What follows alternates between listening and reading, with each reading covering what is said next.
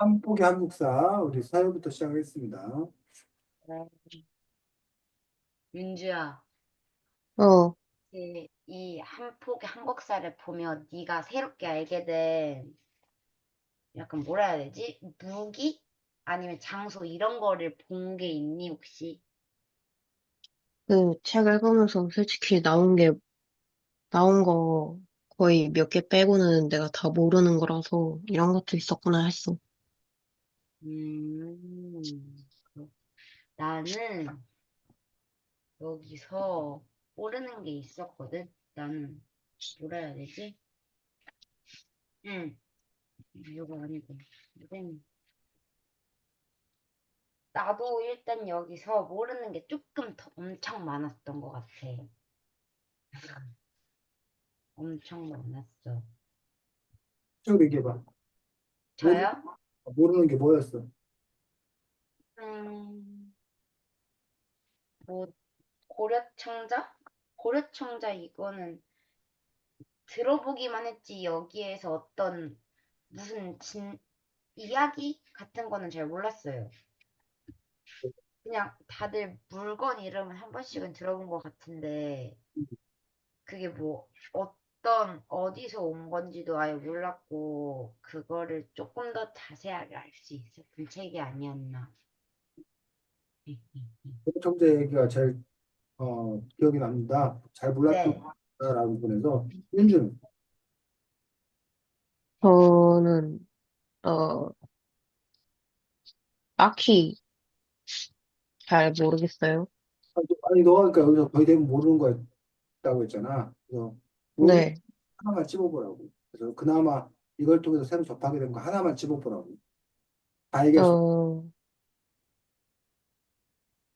그 53쪽에 보면 음, 삼 그 행복한 삼남매 뭐 이런 게 나오는데 음. 전 이런 거 있는지 몰랐는데 보고 설명 듣고 그렇구나 했어요. 마의 삼등불, 네, 서산 마의 삼등불 말하는 거지. 그래, 그래. 네, 알겠습니다. 또 서현은 다 한 거야?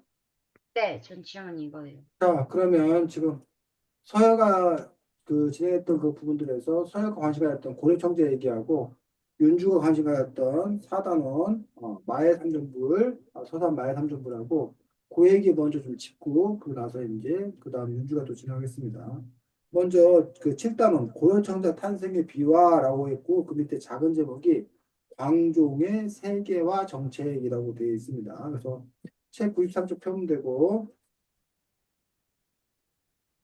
자, 그냥 뭐 물어보도록 하겠습니다. 책 제목처럼 고려청자 탄생의 비화, 즉 고려청자가 세계적으로 알아주는 명품이야. 그러니까 우리 음, 도자기가 조선백자도 있고 뭐 하지만 가장 우리의 그 자랑이라고 말할 수 있는 것들이 고려청자야, 고려청자.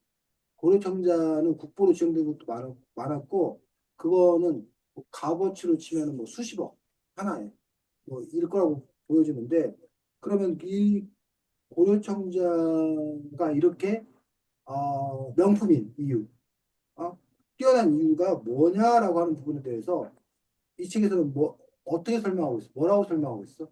어떻게 이해했어? 고려청자에 대해서요? 고려청자가 왜 이렇게 유명하대? 왜 이렇게 뛰어나게 됐대? 음, 제가 생각할 때는 이게 진실에 따르지 않고 그냥 제 생각에는 좋은 좋은 그거를 재료를 써서 음. 그리고 디자인이 워낙 예쁘잖아요. 처음 지금 선생님의 질문을 잘 이해를 못하고 있는 거예요. 그래요? 그리고 이 책에 다른 이야기를 하고 있는 것 같지 않은데 책 100쪽과 101쪽, 벽쪽? 책 100쪽, 101쪽 아, 보면 왜 네. 고려청자가 유명한지가 나와 있어. 음, 100쪽과 101쪽, 인주도 마찬가지로 100쪽과 101쪽에 보면 왜 고려청자가 유명해졌는지. 음, 서해가 말한 대로 왜 이렇게 뛰어난 디자인과 이렇게 멋을 낼 수 있었는지. 그 비결을, 그 원인을 뭐라고 얘기하고 있어.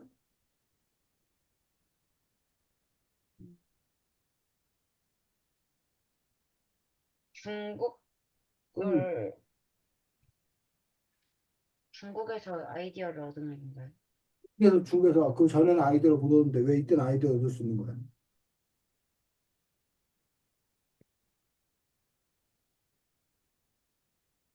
윤주, 왜 그런 거야?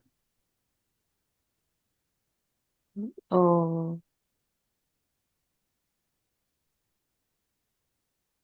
잘 모르겠어요. 쪽 제일 아래줄 보겠습니다.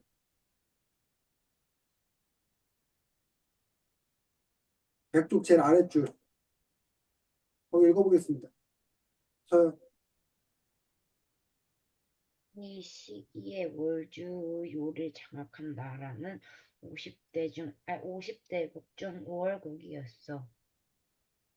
5월국의 왕은 청자로 엄청난 부를 쌓았기 때문에 청자 제작 기술이 나라 밖으로 유출되지 않도록 보안에 철저히 신경 썼어. 이 탓에 월주요의 청자 제작 기술은 새어나가지 않았지. 한데 5월국이 망하면서 상황이 180도 달라졌어. 다른 나라 사람들이 기회를 놓칠세라 월주요의 장인들이 영입하기 시작한 거야. 고려의 광종도 이런 상황을 그냥 두고 보진 않았겠지. 광종은 개방적이라 중국의 상징문물에 아주 관심이 많았거든. 광종은 재주 있는 중국인들을 적극적으로 받아들여서 고려 초기에 문물을 정비했던 것으로 유명해. 그런 광종이었으니 후한 대접을 약속하고 월주의 장인들을 데려오지 않았을까? 까지. 윤주, 왜 고려 청자가 유명해질 수 있었대? 뭐라고요? 왜 고려 청자가 유명해질 수 있었냐고.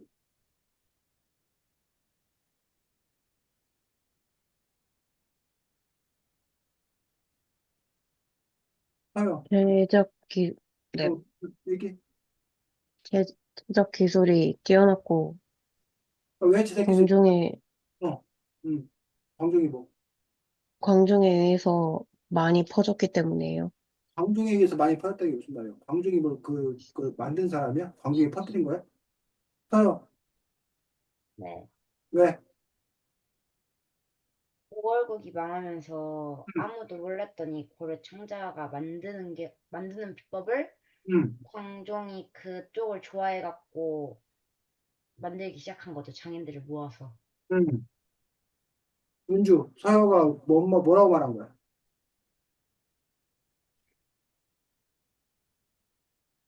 윤주야, 서효 말 이해했어?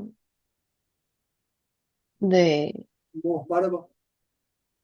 광종이 재주 있는 중국인을 적극적으로 받아들여서, 자, 그래서 여러분이 이 책을 읽었단 말이야. 이 책을 읽었을 때 여러분이 이런 부분을 캐치해낼 수 있어야 된다는 거야. 여러분 스스로의 뭐, 해냈을 때. 두 번째, 서여가 우리가 모였을 때 다시 읽었단 말이야. 다시 읽을 때 여기 이게 뭔 말인지 여러분이 알아낼 수 있는 거지. 그런 점에서 어쨌든 선생님하고 수업을 하지 않아도 결과적으로는 여러분 스스로의 힘으로 글을 읽어가면서 이게 무슨 말이지? 여기서 중요한 게 뭐지? 이걸 파악할 수 있는 힘. 그런 힘을 자꾸 길러야 한다는 거야. 여기 얘기는 결국 간단해. 원래부터 고려 청자가 뛰어났다? 원래 뛰어났다는 아, 거야? 아니요, 아니야. 고려 청자 원래 뛰어나지 않았어. 뛰어난 건 어디? 뛰어난 건 어디? 음, 잘 만든 어디? 5월국? 응? 5월국? 오월국이라는 중국의 나라들 중에 오월국이라는 나라가 있었다는 거예요. 거기 사람들이 청자를 잘 만들었다는 거예요. 근데 그들은 그 청자 기술이 다른 나라에 퍼지는 거를 좋아하지 않았어. 그래서 막았다고 그랬잖아. 근데 고려는 청자를 잘 만들 수 없었다는 얘기야. 자, 근데 무슨 일이 벌어져? 5월국이 망했어요. 망해. 나라가 망했단 말이야. 그러니까 더 이상 이 비밀을 막을 수가 없게 돼. 그러면서 그 당시에 고려에 누가? 고려에 누가? 광종이요. 황종이라는 임금이 바로 오월국의 도자기를 잘 만드는, 청자를 잘 만드는 사람들을 스카우트 해온 거야, 스카우트. 음, 그래서 고려도 뭐 했다? 그 사람들에 의해서 청자를 만들고 그걸 배워서 고려 청자를 잘 만들게 됐다는 거야. 이해가? 네. 네, 어. 그러면 이게 고려 청자만 그러겠냐라는 거야.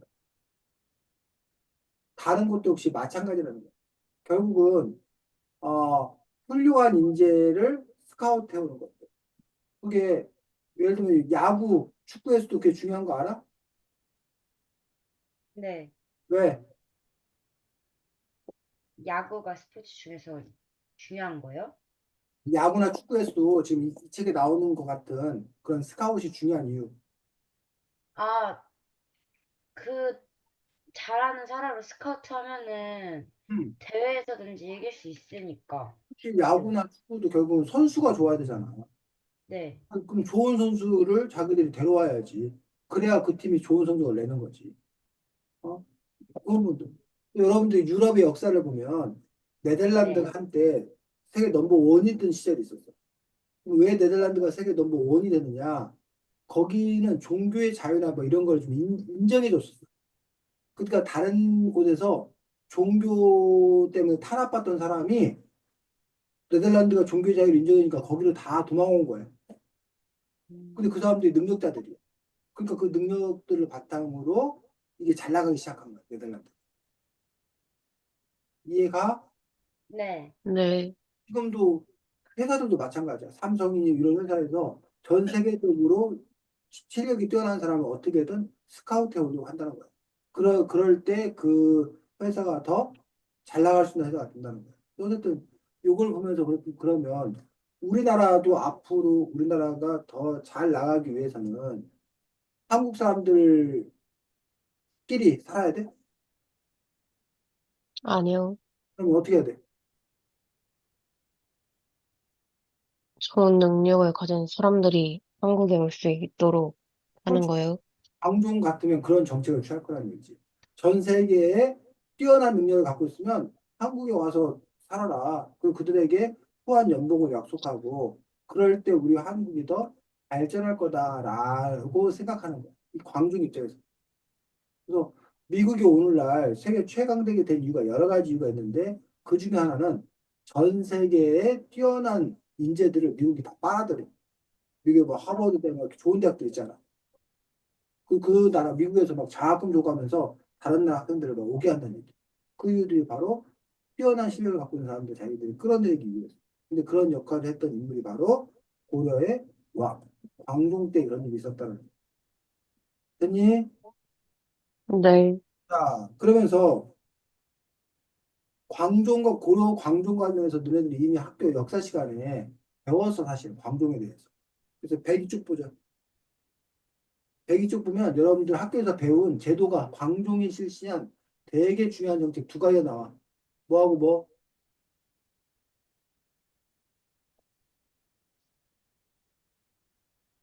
백이 쪽에 두 가지 정책, 버거제요. 과거제하고 또 소비앙권법이요. 노비안검법하고. 기억나? 노비안검법 과거제 배웠던 거 학교에서? 아유, 처음 들어? 안 배운 것 같은데요. 우리는 안 배운 거 같고, 서연은 저도 안 안 배운 배웠어요. 것 같아. 너네 학교에서 아직 국사 안 배워? 역사 안 배워? 아직은 역사, 여기까지, 어? 아직 여기까지는 안 배웠어요. 아직 여기까지는 안 배웠어, 고려까지는. 자, 역사 중2 때 배워요. 중2 때 배워. 그렇구나. 초등학교 때, 네. 6학년 때인가 사회교과서에서 배우잖아, 역사. 근데 역사만 다루는 거는 중2 때부터요. 그래, 그래. 자, 어쨌든. 이번 게 알고 여러분도 학교 역사 시간에 또 배울 건데 자 노비안검법이 뭐야? 서야 소비앙권법이요? 소비 해방법이랑 비슷한 거예요. 뭐 어떻게 하는 건데? 그러니까 노비들 그냥 억울하게 노비가 된 사람들을 풀어주는 거? 그렇지. 그러면 이 노비안검법을 왜 광종이 실시했냐? 과거제는 뭐야, 윤주야? 과거제는 평민이어도 시험을 보고 높은 관직을 받을 수 있게 하는 그런 시험이요. 그렇지. 맞아, 과거. 그럼 광종은 왜 과거제를 실시했냐? 그 과거제를 실시하고 노배환급 부분을 실시한 공통적인 목적이 있어. 그 공통적인 목적이 셋째 줄에 나와.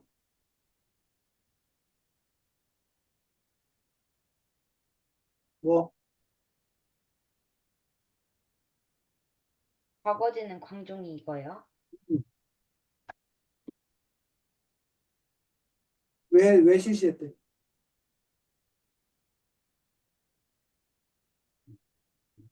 좀 서요, 너가 읽으려고 하는 부분이 나왔잖아. 그거 읽어봐.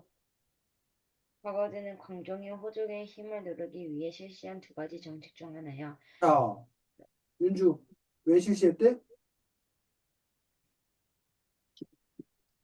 그 부분을 못 찾았어요. 백이 쪽, 셋째 줄. 서요, 왜 실시했대? 호족의 힘을 누르기 위해서요. 속의 힘을 누리기 위해서. 그럼 여기 서희가 궁금한 거 있지? 뭐가 궁금해? 저 궁금한 거요? 궁금한 거 없어? 여기에서요? 지금, 왜 호족의 힘을 누르냐? 이거? 왜 호적의 힘을 누리느냐? 자, 그 다음 줄까지 읽어봐, 그러면.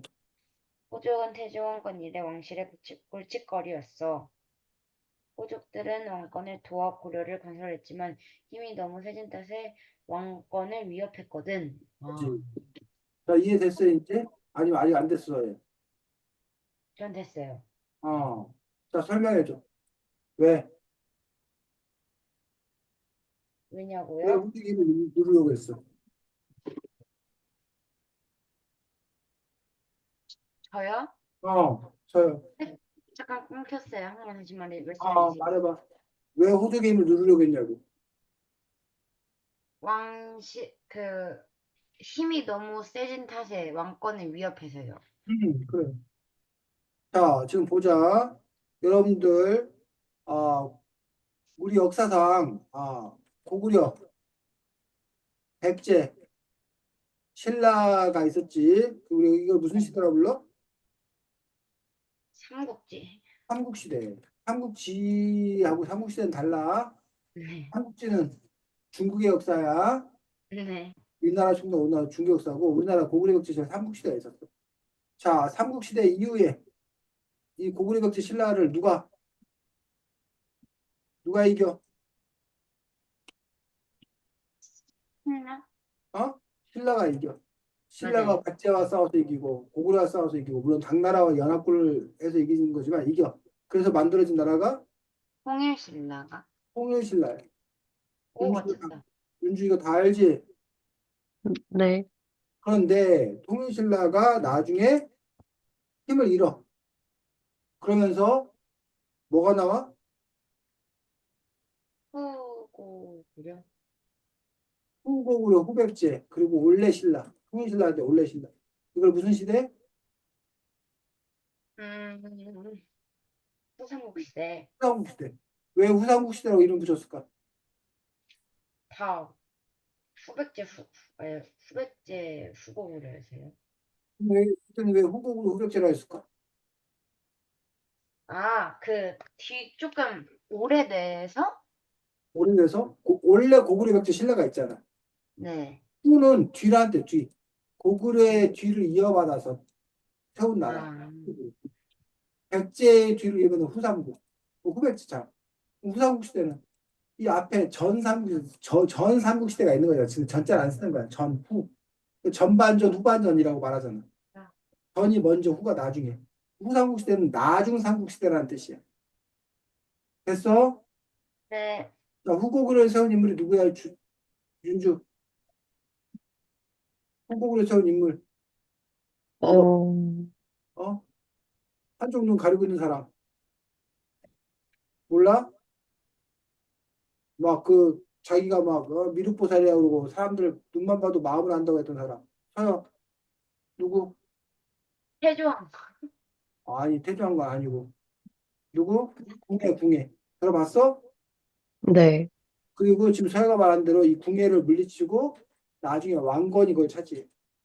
이런 인물. 근데 후백제는 세운 인물이 누구? 어? 누구? 아니요. 누구라고? 변헌이요. 견훤, 윤주, 견훤 들어봤어, 못 들어봤어? 못 들어봤어요. 못 들어봤어. 야,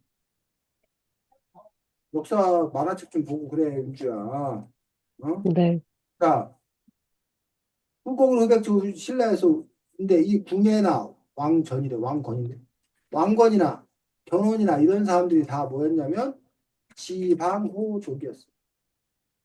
네. 뭐였다고? 지방호족이요. 지방호족은 각 지방, 그 지방의 호족, 우두머리, 우두머리. 그러니까 세종시의 우두머리, 대전의 우두머리, 아, 울산의 우두머리, 뭐 이런 식으로 각 지역에서 좀 힘께나 쓰는 사람, 음, 좀 세력 권력이 있는 사람, 이런 사람들을 호족이라고 부르는데 지방호족이라고 했단 말이야. 그래서 원래는 신라가 수도가 어디? 신라 통일신라의 수도는 어디?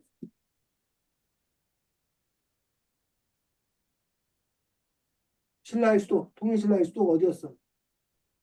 우리나라에서 제일 유적지가 많은데 유물이 많. 한성이요. 아? 한성. 한성? 한성은 지금의 서울로 후백제가 첫 출발이 한성이야. 후백 아니 백제가 백제의 수도가 지금 네가 말했던 한성 서울에서 장수한 강개토장한테 얻어 터져가지고 웅진 지금의 공주 세종시 옆이지 공주 웅진으로 왔다가 나중에 사비 지금의 부여 사비로 옮겨갔다가 망해 백제는. 반면 고구려는 제일 지금 졸본이라는 곳에서 나라를 세워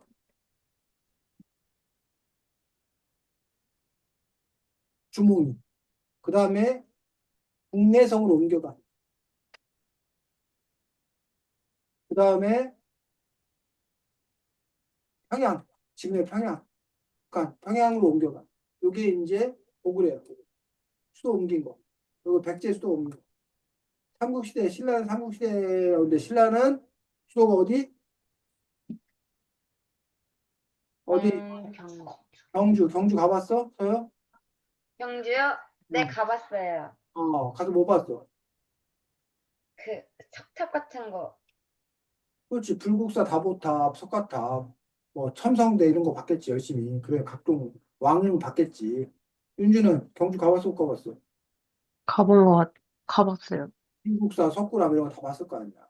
그것들이 바로 통일신라 때 신라 시대 때 만들어진 때 경주에 있던 거죠. 그래서 우리 경주를 천년의 수다 천년. 천년 동안이나 신라와 통일신라 때까지 그곳이 수도였다요. 천년의 수도. 자, 그때는 이 통일신라가 힘이 셀 때는 지방의 이런 후족들이 꼼짝부터 못하고 깨갱거려. 말 잘 들어. 근데 통일신라 그 왕의 힘이 약해지니까 그 틈을 타서 나 이제 왕 말 안 들어 하고 각 지역에서 후족들이 막 들고 일어서는 거야. 근데도 왕이 어떻게 할 수가 없어. 자, 그 얘기는 뭐냐. 여러분 학교로 오면 반장선거, 회장선거 끝났어? 네. 반장 힘이 셀 때는 모둠장, 뭐 분단장 이런 힘을 못 써. 근데 반장 힘이 약해지면 분단장 이런 애들이 자기 분단 믿고 막 왕한테 대들고 막 그런단 말이야. 야, 우리 분단은 우리가 알아서 할게. 우리 모든 우리가 알아서 할게. 막 이런단 말이야. 이제는 왕의 명령을 무조건 따라서는데 반장 회장의 명령을 무조건 따라서는데 그런 것처럼 각 지방에서 호족들이 세력을 넓혀가는데 이때 왕건이 지방 호족들한테 나 좀 도와줘. 나 좀 도와서 고려를 통일시켜줘. 고려라는 새 나라를 만들자 했다는 얘기. 그래서 고려는 누가 세웠다고? 왕건이요. 왕건. 왜 자꾸 왕정이가 나와? 왕건이 세웠는데 바로 그 왕건이 혼자 힘으로 세울 수가 없었고 여러 지방의 지방 호족의 도움으로 나라를 세운단 말이에요. 통일신라를 망가뜨리고 고려란 나라를 세운단 말이에요. 자, 그러면 왕건은 지방 호족들이 고마워 안 고마워? 고마워요. 고맙잖아. 윤주가 전교장에 나가는데 서효가 막 열심히 도와줬단 말이야. 하긴 윤주는 전교장으로서 서효에게 고마운 마음이 있는 거라지. 근데 서효가 그냥 도와주면 하면 괜찮은데 도와주는 걸 넘어서 서효가 그러니까 앞으로 너는 내 말 잘 들어. 이렇게 할 수 있는 거 아니야. 내가 너 도와서 왕 된 거 기억해. 그러면서. 그러면 윤주 입장에서는 자기를 도와서 자기를 회장으로 만들어준 서여에게 뭘 잘해줘야 될 거 아니야. 뭘 먹을 거라고 사주고 그래야 될 거 아니야. 이해가? 네. 근데, 네. 근데 서여가 막 무리한 요구를 막 하는 거야. 야, 너 나 때문에 왕 된 줄 알아. 그러니까 너 나한테 이것 대줘, 저것 대줘. 막 무리한 요구를 하는 거야. 누가 열받아? 제가요. 윤주가 열받지. 어? 그런데 윤주는 그런데 뭐 어떻게 할 수가 없어. 왜? 서여가 자기를 도와준 거니까. 근데 이제 윤주라는 왕의 자식을 낳아서 자식도 왕이 되잖아. 그럼 그 자식은 서여의 도움을 받아서 자기가 왕이 됐을까? 아니요. 아니잖아. 자기 부모가 왕이었으니까 자기도 왕이 된 거잖아. 광종이 그랬다, 광종. 광종이 태조 왕건의 그 뭐 사대손이가 왜 또 자식이야. 근데 지방 후족들이 자기가 할아버지 도와가지고, 나라를 세웠다고, 고려를 세웠다고, 자기가 공신이라고 자기 말 잘 들으라는 거야. 근데 광종은 그게 기분이 나빴어. 왜? 자기는 그 사람들한테 빚진 게 하나도 없어. 없어서. 어. 광종은 자기 아버지 잘 만나서 왕 되는데 왜 자꾸 호족들이 자기를 터치하는 얘기야. 그래서 그 호족들의 힘을 빠뜨리고 빼앗으려고 실시한 정책이 아까 말했던 노비 안거법이라는 것과 과거제. 그럼 노비 안거법이 왜 호족들의 힘을 빼앗는 거냐? 호족들이 그 당시에는 노비가 많아야 농사를 많이 짓고 수확량이 많다는 얘기. 또 노비가 많으면 그 노비들이 호족 입장에서 자기들의 개인 군사가 되는 거야. 근데 왕건이 그 노비들을 하나하나 다 조사하겠다는 거야. 노비 안건법을. 너 노비 왜 됐니? 너 혹시 억울하게 노비 된 거 아니야? 야, 그럼 너 풀어줄게. 그래서 노비들이 좋을까 안 좋을까? 안 좋아요. 안 좋아?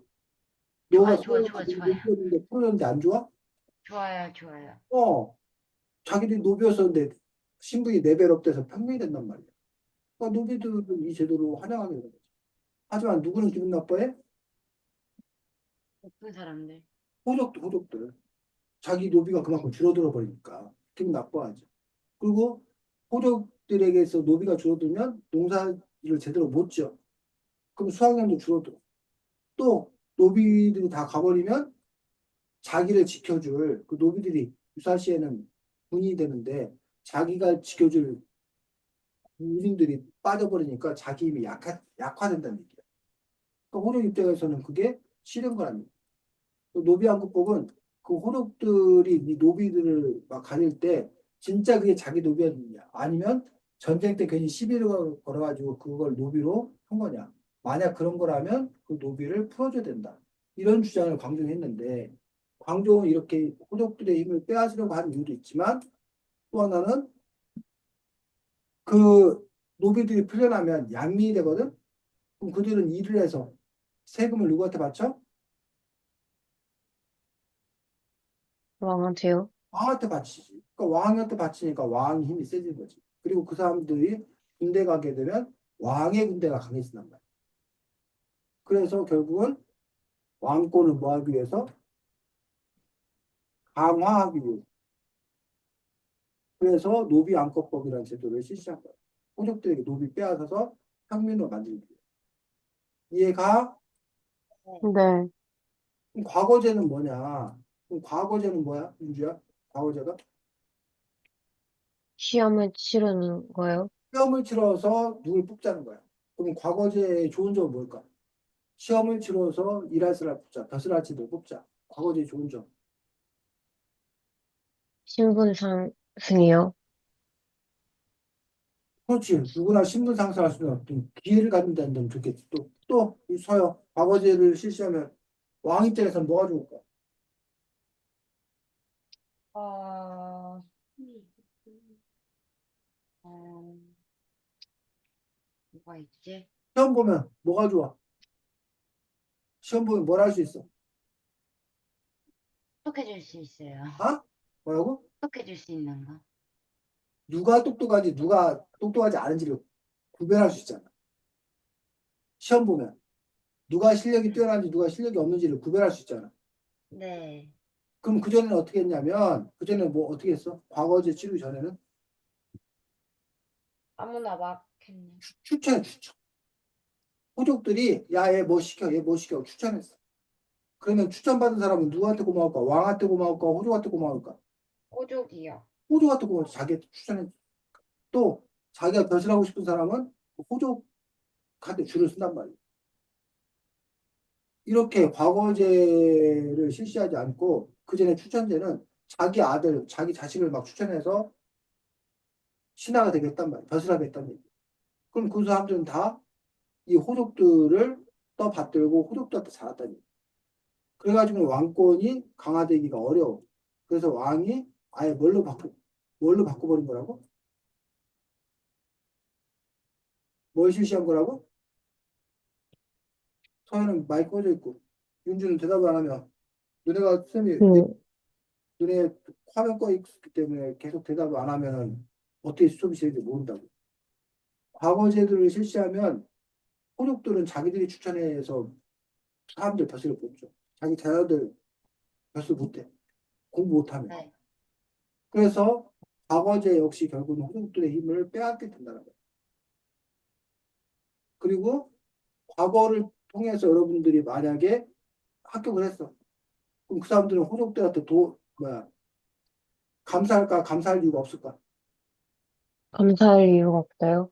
자기 실력으로 됐기 때문에 굳이 도와줄 이유가 없다. 감사할 이유가 없다는 얘기. 그러면 그 과거 시험에 합격한 사람은 누구한테 감사할까? 왕한테요. 왕한테, 자기를 뽑아준 왕한테 감사하고 왕한테 충성한다. 그래서 과거제 역시 왕권을 강화하는 목적, 호족들의 힘을 빼앗으려는 그런 목적으로 노비한 것보다 과거제도가 실시된 것들을 볼 수가 있다는 거야. 이게 누구의 업적?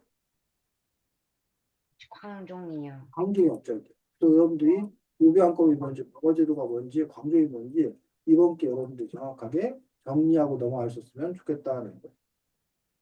됐니?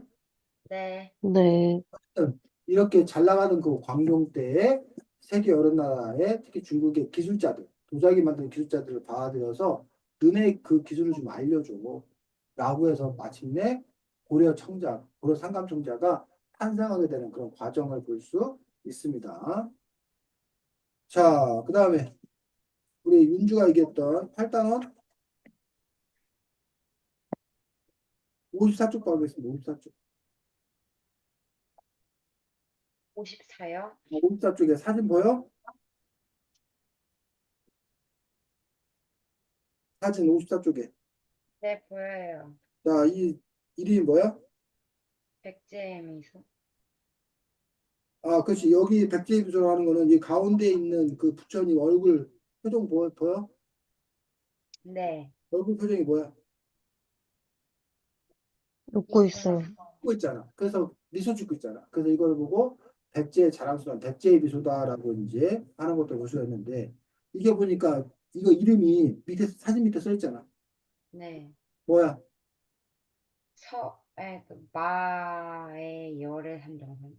서산 용현리. 서산은 도시 이름이야. 저기 서해바닷가에 있는 서산시 용현리 동네, 용현리라는 서산의 용현리라는 동네에 마의 열의 삼존상이 있는 건데 여기 지금 가운데 있는 키 큰 분하고 왼쪽 오른쪽에 있는 분 보여? 네, 그래서 몇 명이라서 세 명의 존귀한 인물이라고 해서 삼존이라고 부르는 거야. 아, 그다음에 마의 열애는 마의가 뭐냐면 지금 이게 다른 불상하고 다른 점이 뭐야? 이거하고 이 지금 54쪽에 있는 요거하고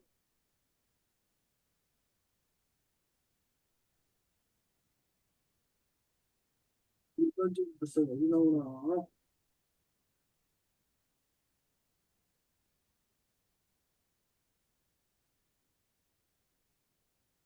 여기 82쪽.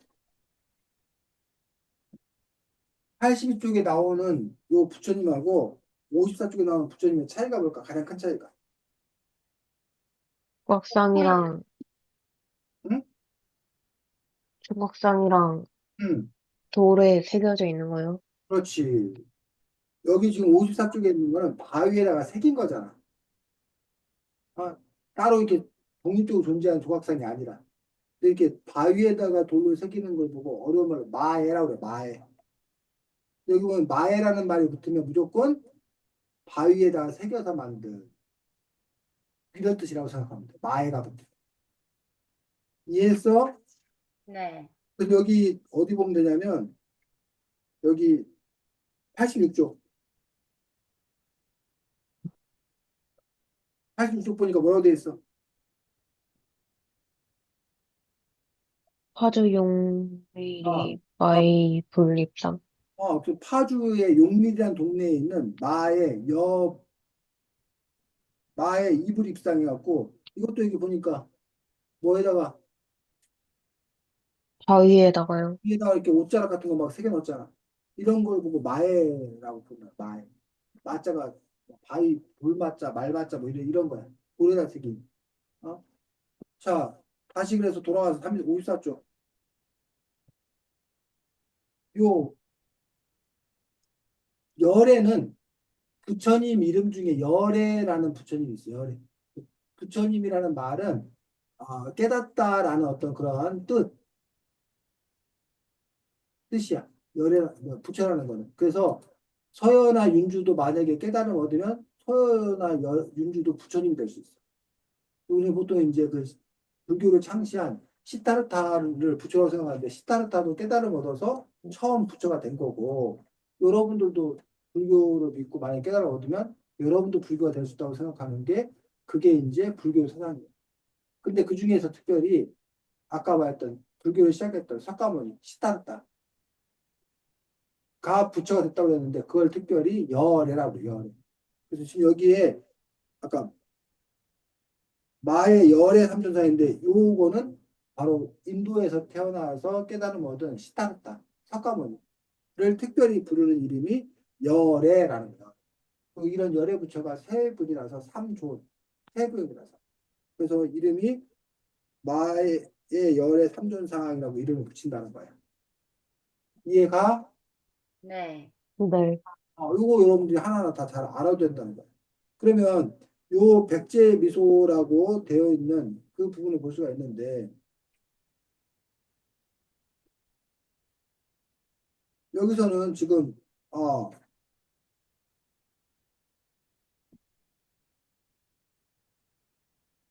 어디에 보면 되냐면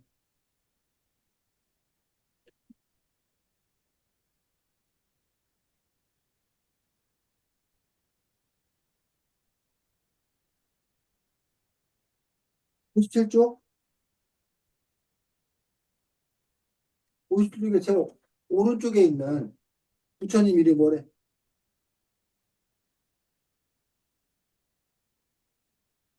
및 근동반사 유상이요. 아 금동 방가 사회상인데 여기서 금동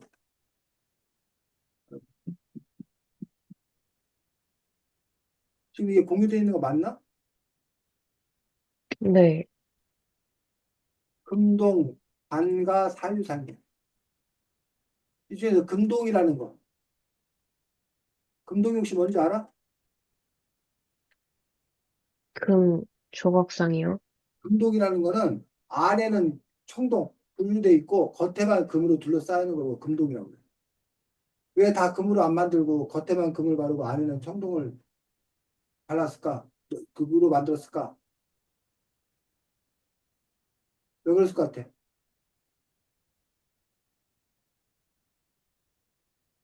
어? 왜 겉에만 금으로 발랐을까? 다 금으로 안 만들고. 이유 간단하잖아. 금이 별로 없어서. 금이 별로 없어서 금값이 너무 비싸서. 그래서 안에는 싼 금속 청동으로 하고 밖에만 이제 금으로 둘렀다는 거야. 그래서 금동은 그런 뜻이야. 재료, 재료. 자, 반가. 반가는 포즈야, 포즈. 지금 이 오른쪽 부처님의 포즈가 어떤 포즈야?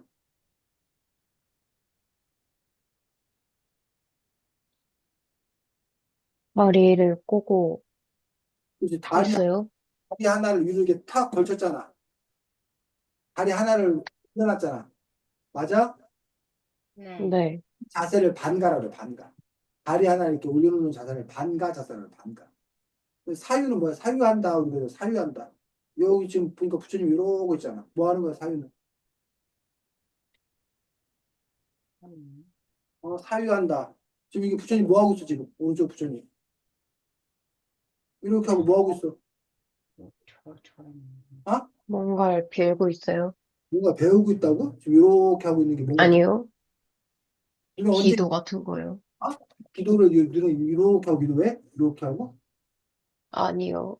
이거 뭐 할 때 이렇게 이런 포즈 취해? 잘 때, 잘 때 이렇게 하고 자? 왜? 피곤할 때,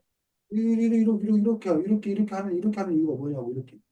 이런 자세 왜 취하, 이런 자세 왜 취하냐고. 뭔가를 골똘히 생각할 때. 응? 그래서 이거 사유는 생각하는 이라지 생각하는. 그래서 금동 반가 사유상하면 금동으로 만든, 즉 겉에는 금이지만 안에는 구두로 만든 금동으로 만든 반가, 반가는 아까 자세, 다리 하나 이렇게 꼬는 자세, 사유 생각하는 상, 요 이름이. 그래서 이런 이름을 여러분들이 잘 알아두면 다른 것들도 나중에 이름만 봐도 이게 뭔지 금방 알 수 있게 됩니다. 자, 그런데 왜 마애불이 백제에서 시작된 날을 여러분이 알아야 돼. 58조. 왜 마애불이 백제에 시작됐대?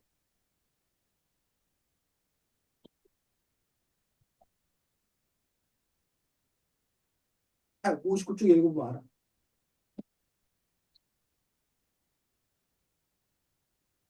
고구려가 가장 먼저 불교를 받아들여서요.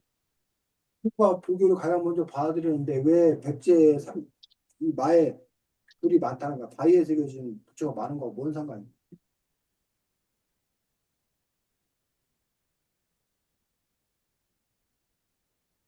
58쪽의 마지막 문단부터 윤지 읽어보겠습니다. 마지막 문단 밑에 넷째 줄.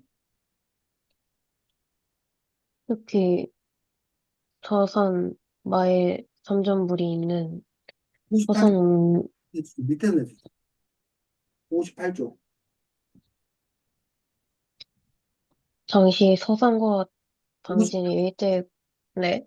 58쪽 밑에서 넷째 줄. 왜 백제에서 제일 먼저 바위에 불상을 새기기 시작했을까요? 음, 지리적 위치를 생각해보면 답을 알 수 있어. 당시 서산과 당진 일대의 공주를 거쳐 부여로 수도로 옮긴 백제가 다른 나라와 교류하는 교통로의 중심이자 관문이었거든. 특히 서산마의 삼전불이 있는 서산 읍면은 중국 불교 문화가 태안반도를 거쳐 부여로 가는 길목이었어. 태안반도에서 서산마의 삼전불이 있는 야산 계곡을 따라 계속 나아가면 부여로 가는 지름길이 있는데 이 길은 예로부터 중국과 교류하던 길이었다고 해. 이제 대충 짐작이 될 거야. 백제의 태안 지방은 당시 중국의 여러 나라들과 적극적으로 교류하면서 중국 불교 문화의 영향을 받았던 것이지. 거기까지. 왜 백제에 이런 마애불이 많대?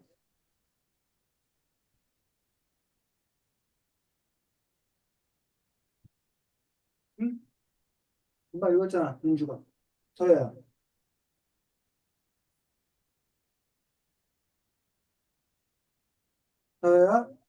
서야? 네네네. 왜 백제 바위에 새긴 마애불이 많대? 백제. 쌤, 잠깐 끊겨서요. 잠깐만요. 한 번만 다시 말해주세요. 윤주, 왜 많대? 불교 문화가 태안반도를 거쳐 부여로 가는 길목에 만들어 놓기 위해서요. 그거하고 마애불 많은 거 무슨 상관이냐고. 왜 길목에 많이 만들어놔?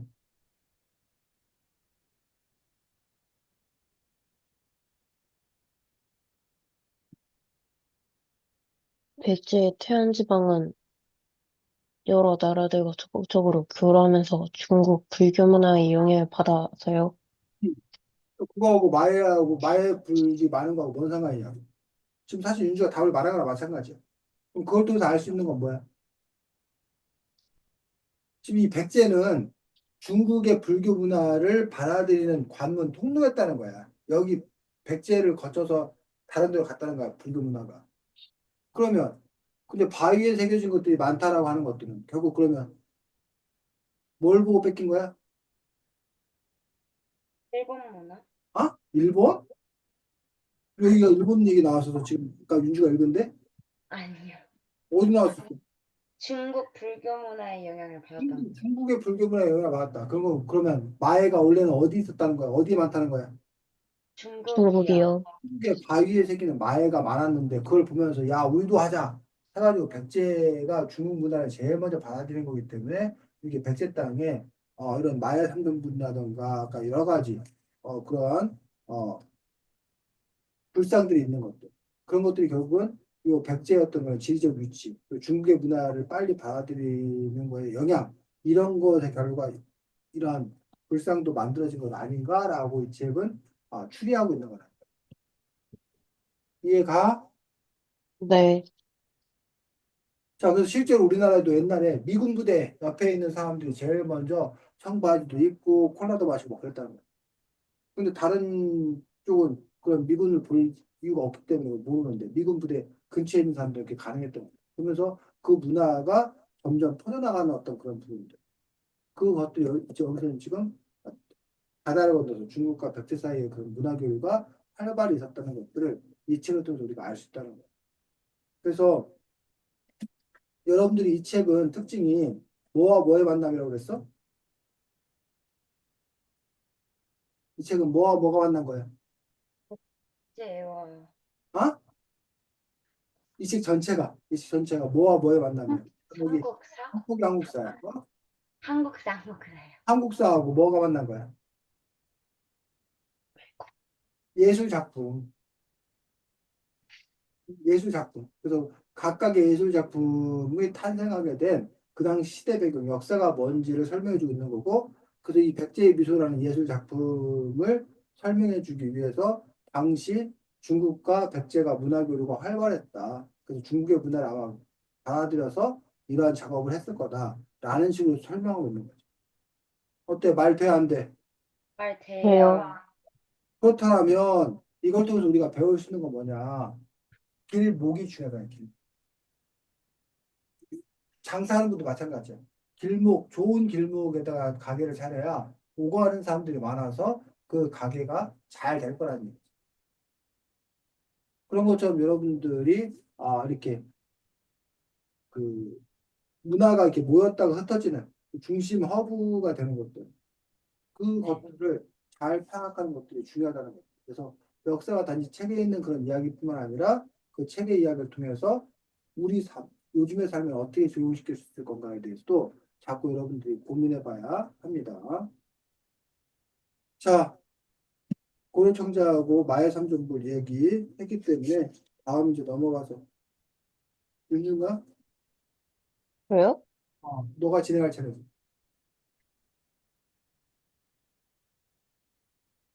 어, 진행해.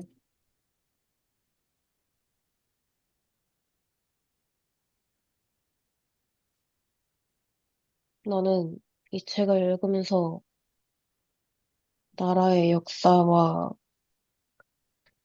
문화재들에 대해서 알게 돼서 좋은데 너는 이 책을 읽으면서 무슨 생각을 했어? 내가 몰랐던 문화유산재가 너무 많아서 놀라웠어.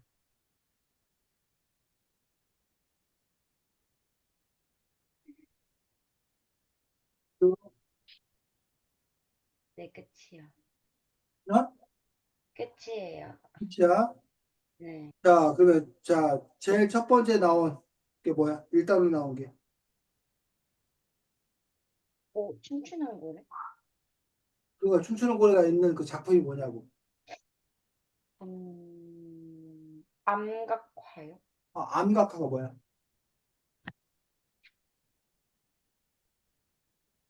모르다가 그린 거요. 거기다가 새겨서 그린 걸 보고 반구대 암각화하고 그 반구대 암각화가 아주 고대 인류가 고대 사람이라는 하는 모습들을 잘 보여주고 있는 것들이 반구대 암각화입니다. 그래서 여러분들 선생님도 반구대 암각화를 그동안 못 보다가 지난 겨울에 울산 여행 가서 드디어 봤었어요. 그래서 여러분들 이 반구대 암각화 울산에 가면 반구대 암각화를 볼 수가 있습니다. 그래서 여기서 이거 신석기 문화부터 이제 주로 얘기하고 있는 것도 볼 수가 있고 이 단원에는 뭐가 나와? 정동기와 고인돌이요. 그렇지. 농경문, 농사 짓는 모습이 새겨진, 문이 새겨진 청동기, 청동으로 만든 기구와, 그다음에 고인돌, 고인돌은 뭐야? 윤주야? 무덤이요. 무덤이야, 무덤. 그렇지. 옛날에 힘센 부족이나 이런 사람들의 무덤에서 이제 고인돌 볼 수가 있습니다. 자, 3단원은, 삼국시대. 아? 그, 사모군의 주인은 누구일까? 그렇지. 안악사무분. 안악사무분에, 고구려. 벽화가 있는데, 그렇지. 네. 여기 안악사무분이야. 안악사무분은 일부분이야, 일부분. 요 인물, 안악산업부에 있는 인물들. 요 인물, 안악산업부에 있는 인물들. 요거, 다 안악사무분이라는, 아, 고구려의 옛 무덤 중에 안악사무분이 있는데, 거기에 이제 이렇게 벽화가 있는 것들. 요 내용을 갖고서 이제 그 당시 삶과 문화, 역사를 파헤치고 있습니다. 그 다음에 사단은 아까 했고, 마의 삼전불상. 아까 했지? 네. 네. 서산, 마의 삼전불.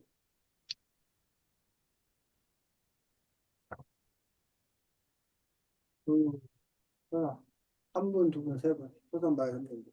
그 다음에 아까 5단원 얘는 뭐 해도 나오는데?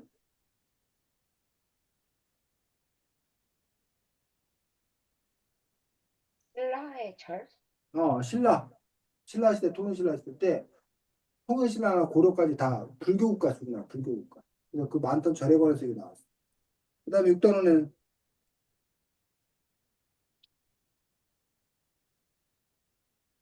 고려의 불상? 고려의 불상. 근데 고려의 불상이 통일신라 때보다 수준이 높아진 게 아니라 수준이 확 떨어졌다는 거야. 그래서 왜 그렇게 수준이 떨어졌는가에 대해서 나오고 있는데,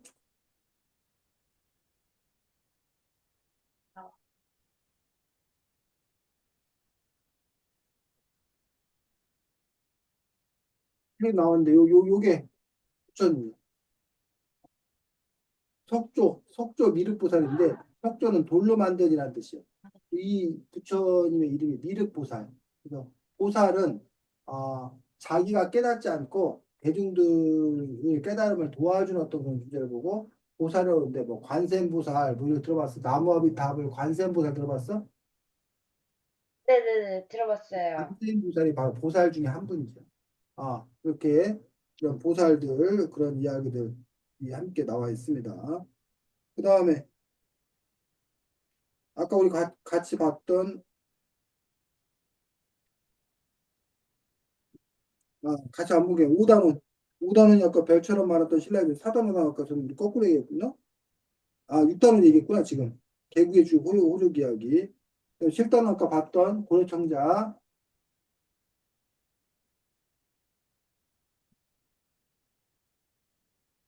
각종이 고려청자 다 이런 이거 다 고려청자예요. 이런 거 다 고려청자. 왜 아까 청자가 발달했는지는 얘기했고 그다음에 8단원 일단, 8단원은 뭐가 나와? 음, 8단원도 역시 고려청자가 나와. 네. 고려청자에서 여기 지금 몇 쪽이냐면 110쪽, 111쪽. 여기 보면 다양한 형태의 고유 청자가 이렇게 나오는 것들을 볼 수가 있습니다. 음, 그 다음에 9단원은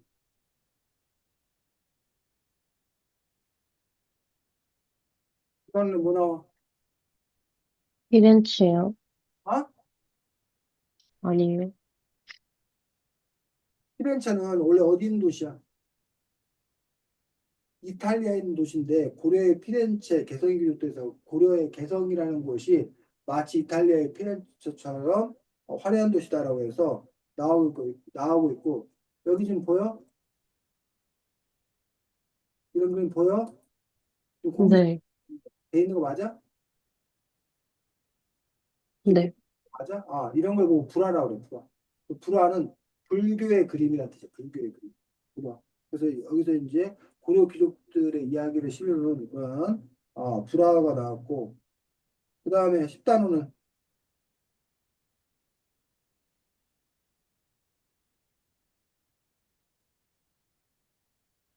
그 공민왕의 러브 스토리? 역사적 사실이고 요 그림 요 그림 공민왕의 이양도라는 그림인데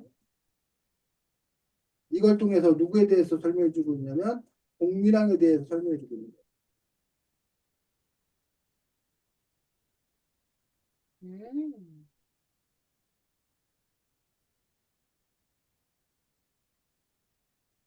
36조 요 그림 아까 지금 여기 보여주는 인터넷에서 검색한 그림하고 똑같은 그림이지.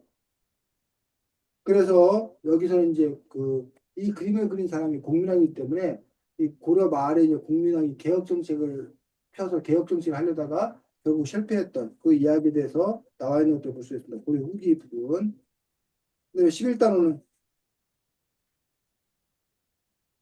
11칸은 뭐가 나와? 만원 지폐 속 그림의 비밀. 아, 1월 5봉도. 그렇지. 이게 1호로 보면 돼, 1호로. 일, 해, 월, 달. 해와 달이 있고 봉오리가 5개. 이 그런 자연 풍경을 그린 게 바로 일월오봉도라는 그림을 가지고서 이 당시에 이제 조선이 어떻게 이제 유교국가가 되어가는 과정들 이런 부분에 대한 설명들이 쭉 나와 있습니다. 그 역사가 나와 있습니다. 12단은 뭐 무슨 작품 나와?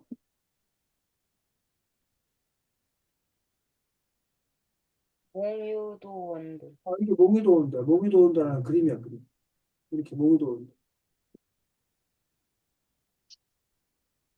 그래서 몽유도 온도 이 그림은 세종 임금의 그 아들들 문종 있고 막 그런데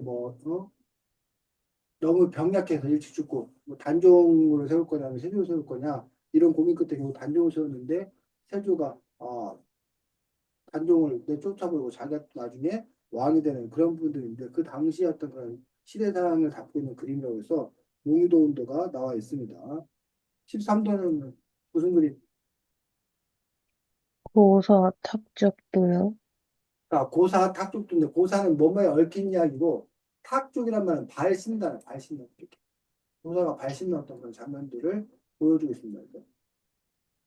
요걸 통해서 나중에 조선 중기에 분단 정치해 갖고 서로 나와서 막 싸웠던 그런 부분에 대한 역사 사실도 나와 있습니다. 그 다음에 14단원 뭐 나와? 신경선도 봐요?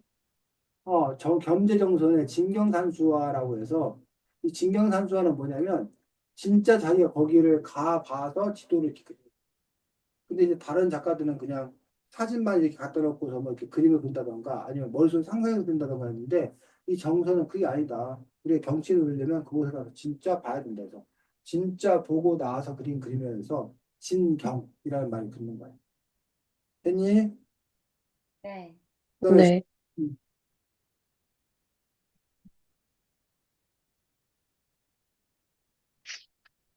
뭐 나와?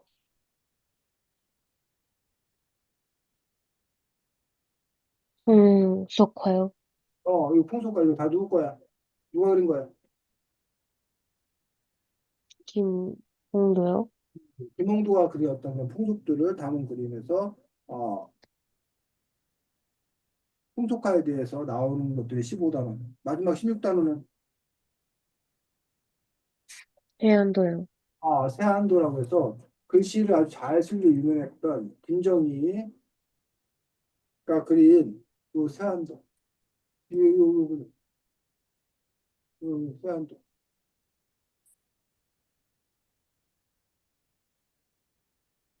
그래서 이 세안도는 이제 자기가 뭐 귀양 가가지고 조만 집에서 사는데 그때 그 왕이 언제 불러주나 그런 쓸쓸함 이런 것들이 담겨 있는 그런 부분들이 바로 이 세안도로 볼 수가 있습니다. 그래서 세안도라는 이 그림을 통해서 고려 중후기에 사람들이 또 어떻게 살았나 이런 것들을 이 책을 통해서 알 수 있습니다. 그래서 이 책에서 지난주에도 얘기했었는데 두 가지 목적이 있어요. 하나가 이런 예술 작품들에 대해서 잘 소개해 주는 어떤 그런 부분들.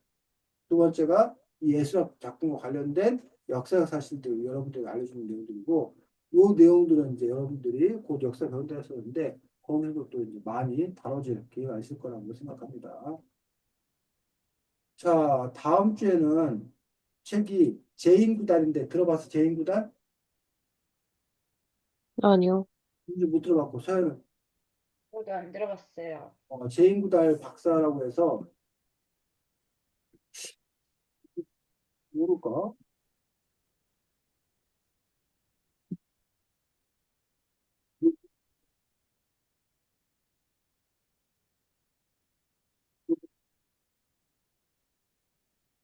못 봤어? 못 봤어? 제인구달? 네. 네. 제인구달이 침팬지 연구로 이름이 뛰어난 그런 제인구달 이걸 볼 수가 있습니다. 자, 다음 주에는 책이 조금 아까 선생님 말했던 제인구달이라는 책이야. 그 제인구달이라는 인물의 일대기, 전기를 쓴 그런 부분이어서 제인구달 책을 읽고 여기 환경 생태에 또 앞장서는 제인구달은 어떤 삶을 살았는지, 어떤 결단을 내렸는지 함께 볼 수 있도록 하겠습니다. 자, 윤주서역 그나마 금요일 밤이어서 좀 마음이 풀려? 네. 윤주는 토요일 날 일정이 있어? 아니면 토요일 날은 그냥 잘 놀아? 토요일 날 학원 있어요. 아침부터? 네.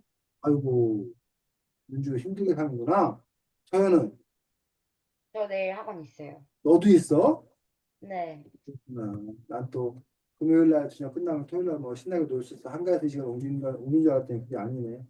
자, 어쨌든 다음 주도 금요일 날 9시 10분인가? 네. 9시 10분 서야. 네. 그때 보고 책은 아까 무슨 책이라고?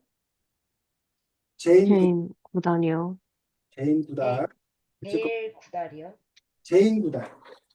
제임 구달? 아, 잠깐만 보여줄게. 헐, 제인 구달이 제인 구달 왜 없지?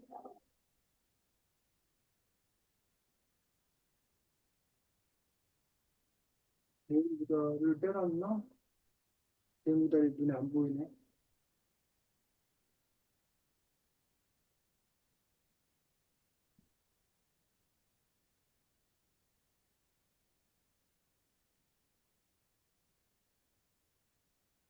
제인 구달. 됐어? 네. 음. 자, 비록 학원이 있다 하더라도 주말 재밌게 잘 보내시기 바랍니다. 수고 많았습니다. 안녕. 네.